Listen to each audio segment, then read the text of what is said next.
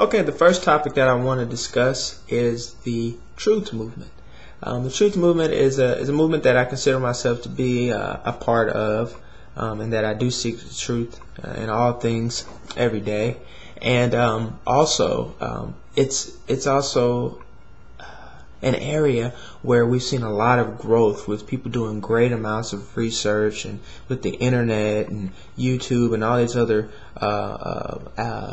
vehicles, and for disseminating this truth and disseminating information. Unfortunately, as a lot of truth has been spread and a lot of great information has been disseminated, there's been a lot of disinformation as well.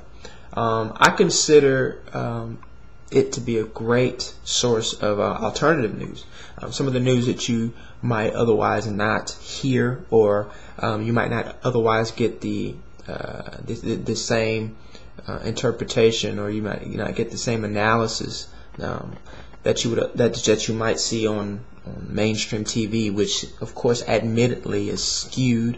It's propagandized in some way, and it really does a poor job in some way at giving truthful, factual information. Reporting, I think, has suffered, but of course I feel it has been infiltrated as well, and it serves its purpose at the present time, seemingly only to dumb down the population, in my opinion. I think there's plenty of fact to back that up. And we don't need to go into detail about that too much further, but as a follower of Jesus Christ, I find that the truth movement seems to be missing a couple of things. One thing in particular would be the fact that we're not looking at the true source of the problem. A lot of times we point fingers, and the truth movement point fingers at the government. Oh, it's the government. The government's the problem, or it's the elitists, or it's the bankers, or it's it's this, or it's laws, it's this or that, it's these societal issues, it's the environmentalists, and truthfully, it is all of those things in some regard. But I think people are failing to realize the spiritual forces that are behind, and the spiritual force that is behind each of these tentacles, so I like to say, each of these initiatives, each of these areas. We pay much less attention to that. We pay much less lip service to that. We don't really go into that. What is the driving force behind all these things? What's going on?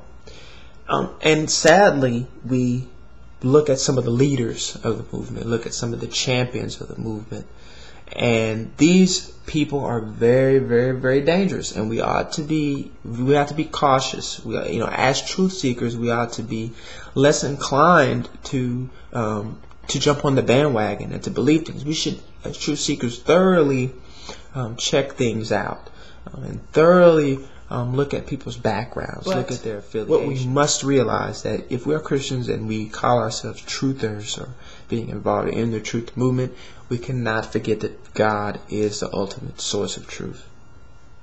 And then I'll give you a couple of scriptures that kind of illustrate this. In Psalms chapter 33, verses 3 through 5, it states here that, "Sing unto him a new song, play skillfully with a loud noise. For the word of the Lord is right, and all his works are done in truth. He loveth righteousness and judgment. The earth is full of the goodness of the Lord." And in Psalms chapter 89, verses 14, it says, "Justice and judgment are the habitation of thy throne. Mercy and truth shall go before thy face." And in John chapter 14, verses 5 through 7, Thomas saith unto him, "Lord, we know not whither thou goest, and how can we know the way?" And Jesus said unto him, "I am the way, the truth, and the life. No man cometh unto the Father but by me. If ye had known me, ye should have known my Father also, and from henceforth ye know him, and have seen him." So, this is the truth. God is the truth. Jesus is the truth, the source of all truth, knowledge and wisdom and understanding. We must not forget this. These movements can serve as great distractions and entice many truth seekers and followers of Jesus Christ, because they mix plenty of truth, but the focus, the focus of the core, the focus of who the enemy is, only fights the symptoms and not the illness. So be wary. If you want to get involved in the truth movement, be wary. Listen to what is said, and also listen to what is not said. If a man tells you to take up arms and kill another man, for whatever reason, realize that that's a direct violation of the commandments of God, and something that Jesus definitely would not approve of. So don't jump off the deep end in the truth movement. Please realize that God and Jesus are the source of all truth. And get into your word, and get into the Bible. Look at some of the prophecies and be educated.